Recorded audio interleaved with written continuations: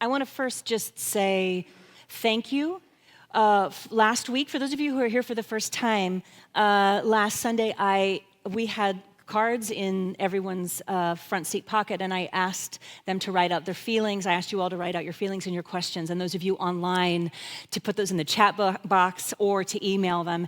And I have to tell you, Sunday afternoon, I was at my dining room table, and I was having a cup of tea, and I just was moved to tears, not only by the love in this room, the love in our collective beloved community online, but the care and the compassion of you all. This is a very special community. We're going to get into that. But I just wanted to thank you again for sharing with me your feelings and your questions. And we're going to do our best to address those today. And I thought, since it is February, and happy Black History Month, by the way. Happy Black History Month. And I can't think of a better teacher to bring into Black History Month, this month of February, Bell Hooks. Shelley and I have done a series on this book, all about love. And as I was reading your feelings and your questions, what came to me was her work on the love ethic. Mm-hmm. And so my intention is that everything we do moving forward comes from a love ethic. Everything we do, our conversation, that doesn't mean we can't get angry. That doesn't mean, but it just means that everything is going to come from the love ethic. So I want to just, for those, we do have a group of folks who only watch this part of our service. So I want to, for all of us, read again the beautiful piece that Laura read for us. Thank you again, dear heart. And it teaches what a love ethic is from Bell Hooks. She wrote, we are going to approach, that's what I've said. We're going to approach this conversation. Mm-hmm. She would probably say that. She would. I know she would. It's just us. I was like, there's my note there, bullet point. Okay, go to reading. Here we are. Da, da, da. All right. It really is just us, right? Okay. By embracing a love ethic, we are creating an inclusive community. Love is an action, never simply a feeling. The moment we choose to love, we begin to move against oppression. The moment we choose to love, we begin to move towards freedom, to act in ways that liberate ourselves and others. When we choose to love, we choose to move against fear, against alienation and separation. The choice to love is a choice to connect, to find ourselves in the other. Love can bridge the gaps that we believe keep us apart, and that is the ultimate act of courage. So we're going to courageously love our way through the next 4 years together. Yes?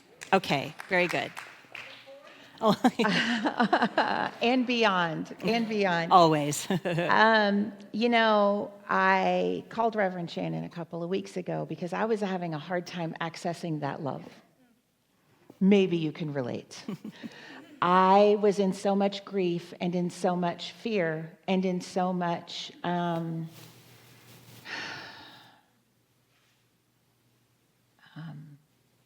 there was an element of shame in there that we had let it come to this. There was just so much. So I picked up the phone and I called the brilliant one. And we started having a conversation. And at one point I said, we need to have this conversation in public. Mm-hmm. And that's what today is about. This is a conversation about all of our questions, the questions that we've been asking, and how we approach it from truth, yes, from grace, from love, even when it's hard to access. Yeah. So last week when you filled out your cards, I was just in tears when she showed me. And there were some overwhelming arcs of similarity in all of our questions. So one of the biggest questions that y'all have and that I have is this. So many of us wrote about feeling fear. Questions like, how do I tolerate this feeling of fear? and instability. We heard, what is my purpose in all of this? And how can I be less afraid? We heard, how can I get out of fear so that I can be a blessing to others?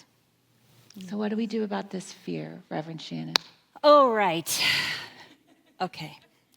So I want to answer these questions with spiritual principles and spiritual tools to help us. Does that sound good? Mm-hmm. So in thinking about this, the very first thing, when we feel fear, I don't know about you, but when I have the emotion of fear that comes up, it almost feels like, it reminds me of it feels inflamed, like something gets inflamed really quick. Something is ignited really quickly. And it reminded me, when you're kids and you learn, if there's a fire, stop, drop, and roll. So I thought, when fear gets ignited within us, we can stop, drop in, and take a deep breath. So let's just do that for a moment. I promise that there's more. Just because it's easy to continue scrolling and the fear starts building, to continue the inflamed conversation or the online, it's awful, it's awful, it's awful, it's awful. Stop. Take a breath.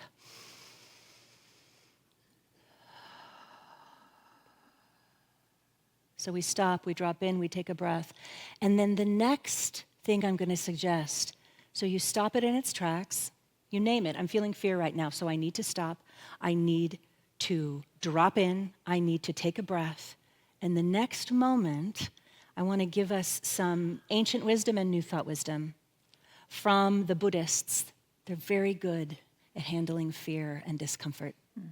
And there's a teaching when you feel fear in the Buddhist teaching, and that is you simply, on the breath, may all beings know peace. May all beings know peace. Or perhaps you might want to say, may all beings be free from suffering. That includes you. May all beings be free from suffering. There's something that softens immediately that fear because you're being proactive in that moment. The new thought version of that would be the affirmation, love is right where I am, love is in this situation. Love is right where they are, love is in that situation. So you can choose, you can go back and forth. I use all the above. May all beings know peace. May all beings be free from suffering. Love is within me. Love is right where that situation is. Stop.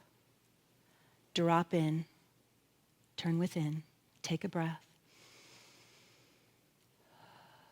And you can say it silently or out loud, or to your TV, to the news. May all beings know peace. May all beings know peace. May all beings be free from suffering. May all beings be free from suffering. I affirm that love is right where I am and right where they are. I affirm that love is right where I am and right in that situation. So that's my go-to when I get afraid. Yeah. And I think sometimes we forget that we have the power to navigate our fear. Sometimes we forget that that we don't have. We're just sort of. There was a lot of sentiment in the cards that there was hopelessness and despair, and I invite you to just, if you can, anchor in and remember that the divine is right where you are, and therefore you have the spiritual power to get through that moment, that thought, whatever that may be. The brilliant Alice Walker wrote, "The most common way people give up their power is by thinking they don't have any." The most common way people give up their power is by thinking they don't have any. And I want to remind every one of you, all of you beloveds online, those of you at NTCSL Colorado that are gathering today in person, every single one of us has that divinity within us, that divine power to move through the fear so that we can get to the other side of it, so that we can be part of the solution. Yeah. I think that there's also a piece in knowing who our people are. Oh, One of the things I've been educating myself in the last couple of weeks is how community is what will help us through this. yes. And so, talk about how we're going to build community here, Reverend Shannon. So excited. This is my jam, y'all. So, It is. so another huge part of doing our best to move out of fear, because fear will happen. The fearful feelings will come. We're human beings, and we're deeply empathic, spiritual beings. And so one of the beautiful ways that we can address all of this is remembering that there is safety in numbers. Mm-hmm. That's like our DNA, ancient brains know this. There's safety in numbers. And I believe in my soul that part of all of this, part of the piece of all of this, is we are going to be called to build community that is healthy and nurturing and welcoming and inclusive and safe. We are going to be called to join together in so many ways. And, I was having a conversation with a person that I just adore. And we were talking about this, and she let me know that in the neighborhood that she used to live in, let me preface this by saying, I don't know about you all, but I grew up in a neighborhood where, like, my mom would say to me, "Oh, I'm out of sugar. Would you go grab a cup of sugar? Ask the neighbor for a cup of sugar." Or, "Wait, I need salt. Can you get an egg?" And my neighbors, they didn't care about who we voted for. They just gave me the sugar. They gave me the egg. They gave me the salt, whatever we needed. It was community. It was community. Now, this is yes, it's a different time, and we can do something about it. So this dear heart that I was talking to let me know that there was a time in her life where she lived in a community that, like, if someone's house needed to be painted, they all painted it. If someone's kid, they didn't know it was, they all knew, helped each other raise their kids, the good and the tricky,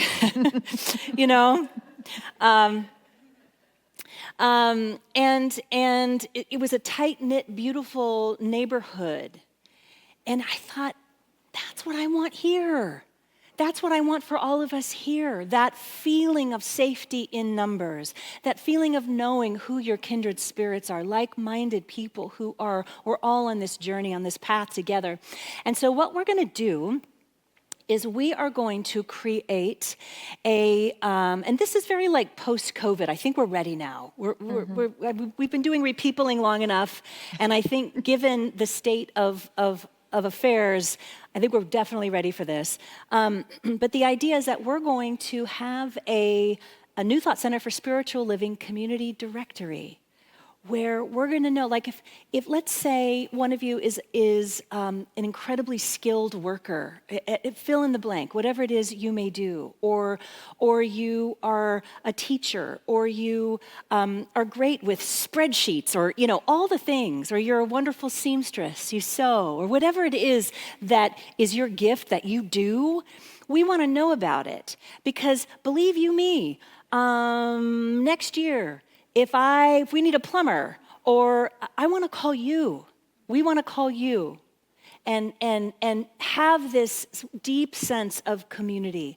If you're an attorney or a therapist, or you specialize in something, or you're just really great at baking cookies and pies and whatever it is.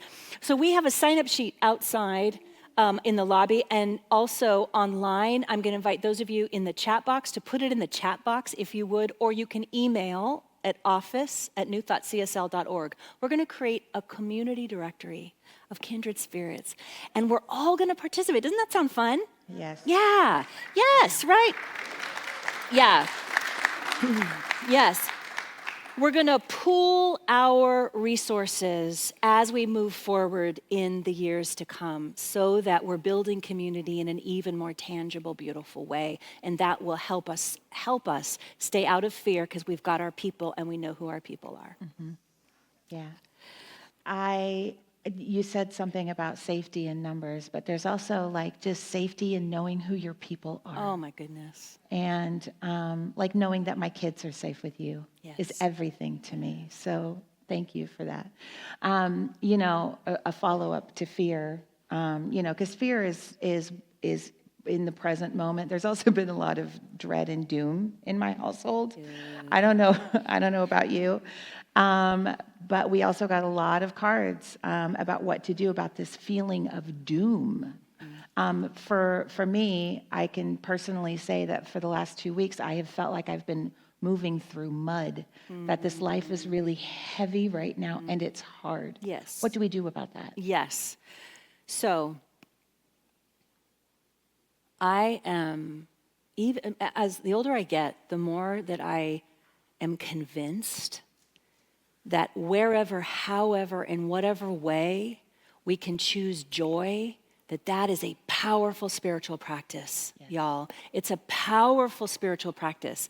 So, you know, if it means, you know, consciously watching something funny, consciously, you know, I love an awe walk, and I've talked about awe walks, where even if it's like 10 minutes, and I'm going to walk around my neighborhood, and I'm going to consciously name all the beauty I see. Pretty soon, I'm telling you, it softens the edges, and it reminds you of beauty. Another thing I have been doing, and I've been doing this every morning now for a long time, because I read from a couple of different brain scientists, neuroscientists, that one of the best things you can do, okay, so, but right before you wake up, so your eyes are opening, your feet haven't hit the ground, okay? If you can raise your hands above your head and just say, yes, yes, yes. This is gonna be a good day, yes. I'm gonna attract joy in my life, beauty in my life, goodness in my life. I'm gonna see the love in my life, yes. I promise you, you will have a better day. I lived experience. And so then, yes, that's it. Let's all do it. Ready? Yes. You at home, join us one more time. Yes. One more time, and yes. I swear to you. And then, like, I'm walking to the bathroom, the restroom, and I'm like, yes, it's gonna be a good day. It's gonna be a good, and sometimes it feels like if there's hard things happening, I've had mornings where I'm like, okay, God, yes. But here's what I want you to know. Do it until you believe it. Because the brain, what the neuroscientists teach us is the brain doesn't know the difference. That's true.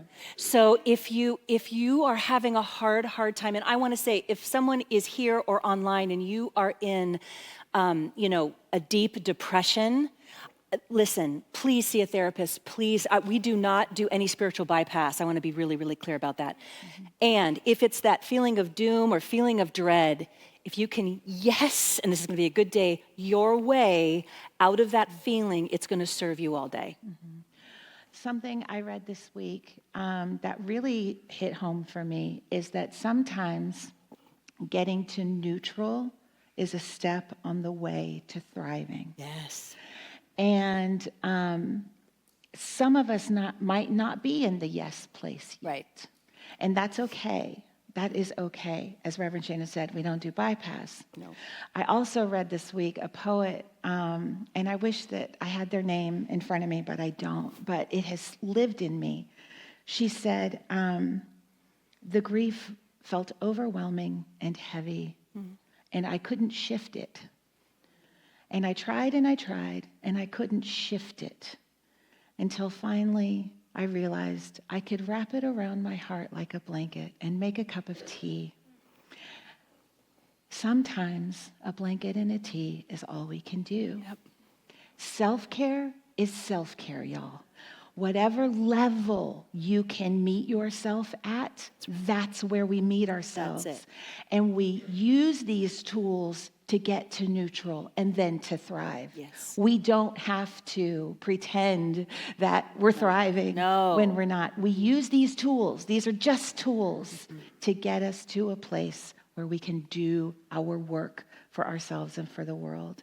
So wherever you're at, it's great. And I cannot wait to shock my husband tomorrow morning. Yes.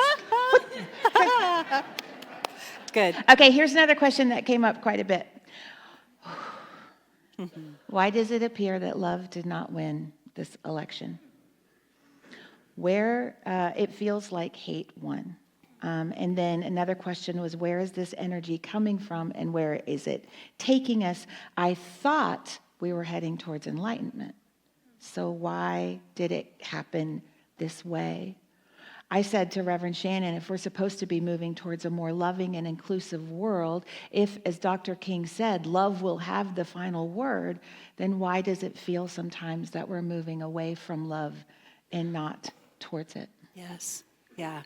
So this is a question that I'm getting a lot. And, I really, really understand. Not only questions sort of from the cards, but also from the students in my class, the Mystical Path class, and in the hallways, and why? I want to be really clear about something, because we human beings can tend to just want to have the answer. We have a tricky time with the mystery of life, don't we? And God, Spirit, Source, whatever word you're comfortable with, oftentimes lives in the mystery of the thing. And we understand it later. We understand it when we're able to look back. This is an incredibly complex situation. And please, please beware of any sort of pat, pseudo-spiritual answer. If someone says, well, it's because of this, please run the other direction. This is an incredibly, incredibly layered question and an incredibly layered answer. So why did this happen? Why is our government the way it is right now? I want to give you, first of all, some facts that are important.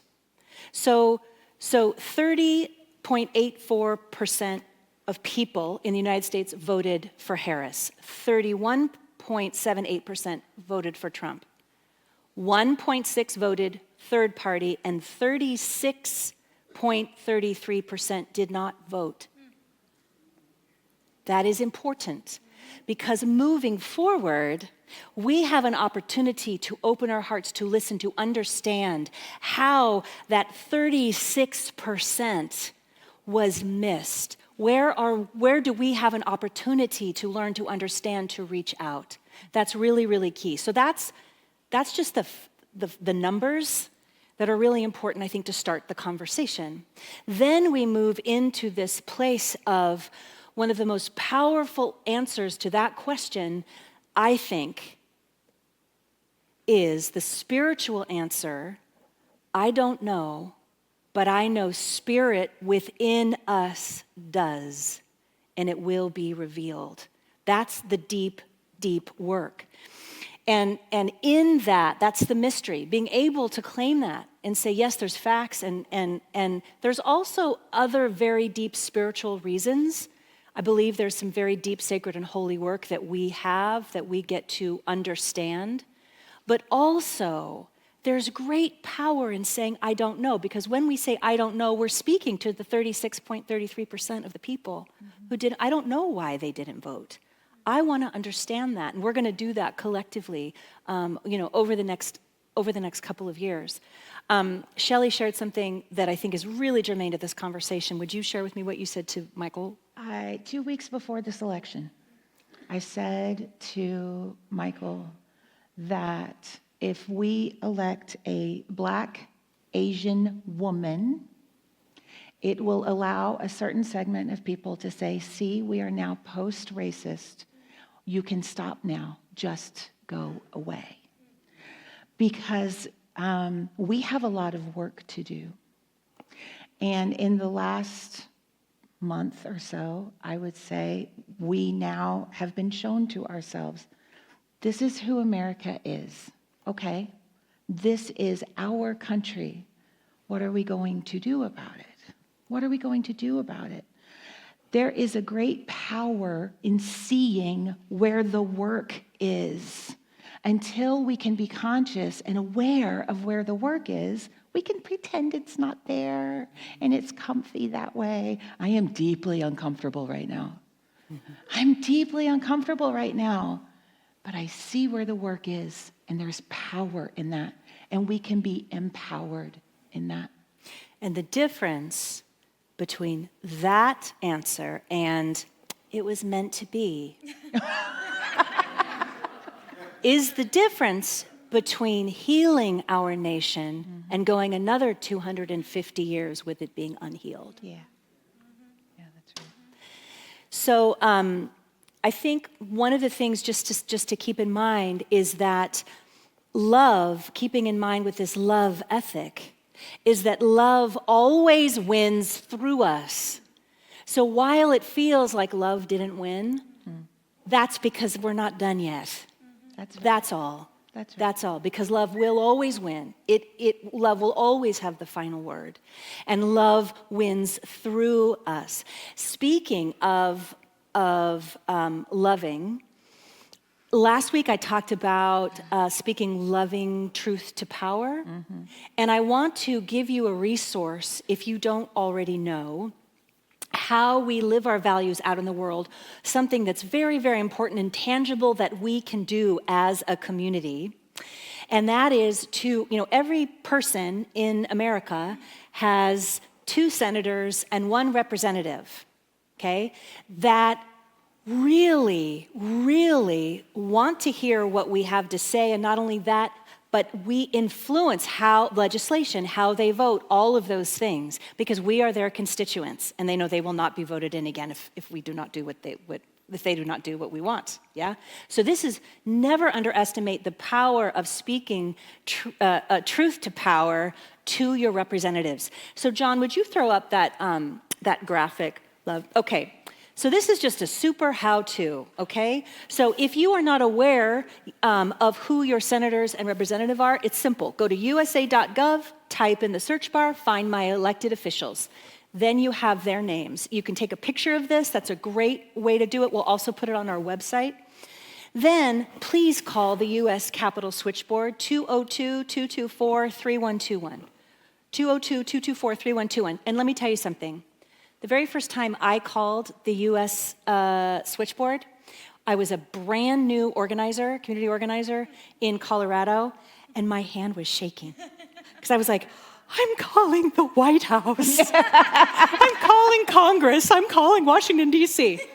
I promise, it is not. So typically, you'll get the switchboard or you'll get a recording. And you can let your representatives know how you feel. I do not believe there are only 2 genders, thank you very much. Please vote accordingly. I am not in agreement with mass deportations. Please take care of that, Representative. Now listen, here I will never, ever, ever speak about how I feel you should vote, because I believe in the separation of church and state. And I also believe that it is our holy and sacred work as people of faith to live our values out in the world by making our voices known and our actions known, okay? So you call your representatives and you let them know, and ideally, 3 times a day. Take it away. So what the activists are saying, and this actually comes from a former congressional staffer, call your representative, make 9 phone calls a day. They take about 45 seconds each. Call those 3 people 3 times a day. Ask for, you don't have to know their name, ask for, if you're calling about, say, health care for disabled people, call your congressperson and say, I'd like to leave a message or speak with the staffer who is working on health care. You don't have to know their name. And you can leave a message with that person directly. Or sometimes you'll get put through and you'll be able to speak with them. Whatever your issue is, immigration, healthcare, whatever the issue is, Just ask for the staffer in charge of that issue, and your voice will be even more clear in the noise that they're coming. But what happens is every single morning, every senator and congressperson gets a list of the number of phone calls they've received in the top 3 issues that are being called about. So make your voice heard. Speak truth to power, as Reverend Shannon taught us last week. So what I'm going to do is I'm going to set an alarm on my phone It's a great idea. 3 times a day. And I'm just going to go right in, 202-224-3121. And more times than not, you get voicemail, just so you know. But this is truth to power. This is something you can tangibly do. It literally takes less than a minute. If the switchboard answers, you just say, please put me through to whoever your senator is, who you want, and just leave a message. This is what's important to me. Because there were so many of you who asked what I can do. This is one thing. It's the simplest thing, and it's one of the most impactful and effective things you can do. That's right. That's right. The short answer, we're going to have a lot to say about this over the coming weeks. Yes. Especially as we're doing this month on love. So the short answer, Reverend Shannon, so many people ask various versions of, what can I do about my Trump-loving family, friends, neighbors world? What do I do? Yeah. Okay. Here is my suggestion. Find one thing that you love about them and focus on that thing. And right now, that thing only. Because there's so much overwhelm, there's so much going on. If they're open to a conversation, that's a whole other thing. But if they really voted in a way that was completely opposite from you, the ideology is completely different, find something you love. I want to give you an example. My beloved Uncle Gary, who has now made his transition, and I checked in with him this morning, sort of in spirit, and I was like, is it okay that I share this, buddy? He's like, yeah, okay, because it's beautiful. He is an incredible, wonderful, glorious human being who voted in ways that I cannot understand. And many years ago, I want to say, maybe 10 years ago, we were at a family reunion. And so it was kind of before all of this mishigas right now, right? We were at a family reunion, and he was talking to me. We were having a conversation, and I knew his political leanings, and I was just sort of steering clear of that. And we were having a conversation, and he was talking about his life. And I learned in the conversation that this man who voted in ways in all of the elections that I cannot understand had a weekly spiritual practice he had a prison ministry. He was very, very, very Catholic, and he would go to the prison once a week, and he would sit with the men there, and he would support them, and he told me about it, and I thought, I had no idea. I had absolutely no idea. And, he's very Catholic, and I'm a minister in our tradition, and, he had a lot of questions for me, which I would artfully try to dodge, because it just would not end well. And so I'm trying to dodge, and then I'm like, wait a minute, you have a prison ministry? You have a prison ministry? You have a prison ministry? And he was like, yes. And it taught me so much in that moment. Find something about your friends, your families, your neighbors who voted in ways that you don't understand. Find something you love and ground yourself in that. That will create the opening. And because trying to understand it, we're not there yet. I think we will get there, but right now, find something about them you love. Let that ground you so that you can at least stay. Yeah. I read last year about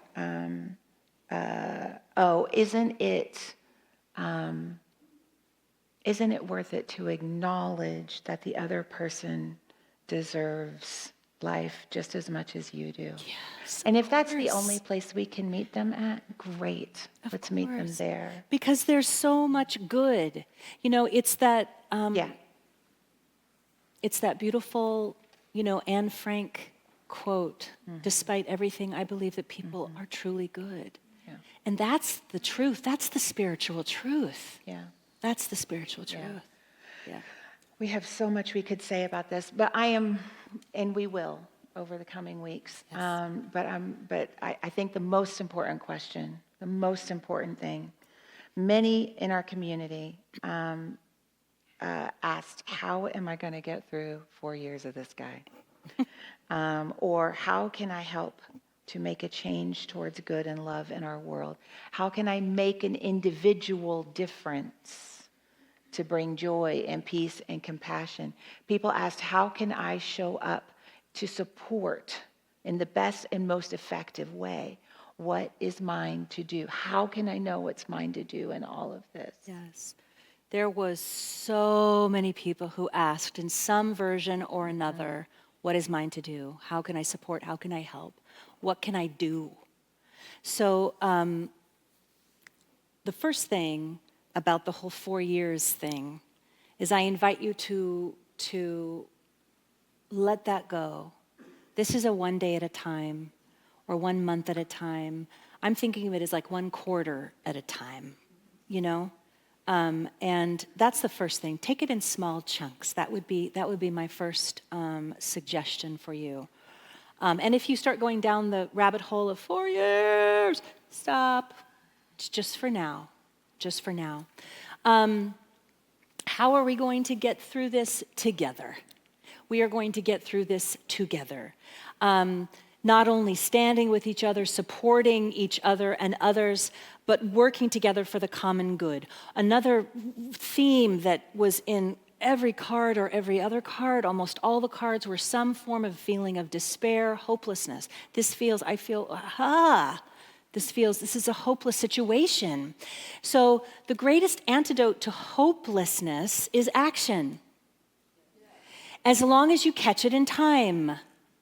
What they want is for us to be so overwhelmed with the shock and awe and the horror and everything that's going on and the human rights that are being taken away. They're trying to keep us in a state of hopelessness so we just go to sleep.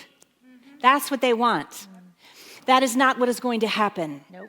Because communities just like ours, whether it's in a New Thought community or whether it's in a 12-step community or whether it's in a PTA community or whatever the community is, we are going to mobilize together and take action, recognizing that every action, every time you call the Congress switchboard, it's an antidote to hopelessness. Every time you take one action, you are replacing the hopelessness and the worry and the concern with the love ethic and moving forward. And so what we do here is something called Spirit-Led Social Action, and we are relaunching this post-COVID, our Spirit-Led Social Action teams. And what I did is I looked at all of the recent executive orders, and there were 4 areas that I see right now that are in the greatest need of our support. And there are others, but for right now, I would like for us to focus on these 4. It feels doable. And these are going to be our What Is Mine to Do teams. So would you be so kind, John, as to put up that graphic for us? What is mine to do? So these are going to be, one is going to be reimagined, and some are going to be expanded. So immigrant protection, what is mine to do team? We're going to have a team of people who feel called to support immigrants right now. We have all kinds of ways that we're going to do that as a sanctuary space. LGBTQIA plus and allies. This is hugely important. We're going to protect our non-binary and trans siblings. This is huge, huge. We're going to have a team that's going to be dedicated to that work. We're going to have diversity, equity, inclusion, and accessibility. That is we are responding to this. We stand for DEIA. Thank you very much. That is who we are in this community: diversity, equity, inclusion, and accessibility. And our caring corner. For those of you who are new, who don't know, in 2019 we started our first food pantry, and we have over here where we have the baby room over here. Those of you watching online, we have a whole area in this room here. It's a caring corner. It's a food pantry, but it also includes things like diapers and formula and toothbrushes, things that people need. And we are going to be expanding that. Right now we do once a month food pantry. We're going to do a weekly food pantry because please no, oops, can you pull that back up, John, real quick? Sorry, I just want to show one more thing. Within these teams, there's cross-pollination. So for example, the food corner can help immigrants who may be food insecure because they don't feel safe to go to work. And so we're going to make sure that we can support them in that way. Or the unhoused LGBTQIA youth. So do you see how there's all this cross-pollination? I want to give you, now you can take that down. Thank you, John. I want to give you some just quick examples of what this might look like. These are teeny tiny little examples. So the immigrant support team, there's something called red cards. And what a red card is, it's a little bit smaller than an index card. And in Spanish, it has exactly what to do if someone is approached by ICE, exactly what their rights are and what to do. A field trip for that team and any others of us that want to join in that might be to go put those around, bus stops and places where we know that information is needed and that we could get that word out. This tiny little example. LGBTQIA and allies. I feel very, very strongly I want us to have a weekly teen support group for our LGBTQIA youth. Yes? For here and hybrid as well. We're gonna go to town with Pride this year. That's another thing. For DEIA, Jen Moore, a simple example might be a field trip to Costco because Costco is standing for DEIA rights. We can all go. We can all go to Costco, and we might even want to bring food back for the Caring Corner pantry because we already support Blessings in a Backpack. We support Whitman Elementary School, which is in the 90th percentile of food insecurity. How about if we do Grace in a Grocery Bag, and we get food from Costco, and we support that way. So these are all examples, and I have been in meetings with all of our team leads for this, these new teams, and I want to introduce them to you so you know who's going to be the team lead for each one of these groups. I'm going to ask you to stand. For our immigrant support team, our leaders are Ellie Cole and Daniel Shaw. Turn around, they're going to be leading that team. For LGBTQIA plus allies, both of these practitioner leads are actually not here with us, but it's B. Westcott Curl and Deborah Bongard. Thank you very much. Our DEIA leader is Jen Moore, DEI educator. And our team lead for our Caring Corner expansion is practitioner student Sherry Lester. So please. So I also want you to know that those of you at home, those of you who don't live in this area, you are part of our community just as much as everyone is who is sitting here. And so, for example, we have like Tim in Arizona. I don't know if you're watching right now, Tim. We have, Carol in Mexico. I don't know if you're watching, Carol. Oh, you're facilitating. You're one of our online facilitators. So we have people all over.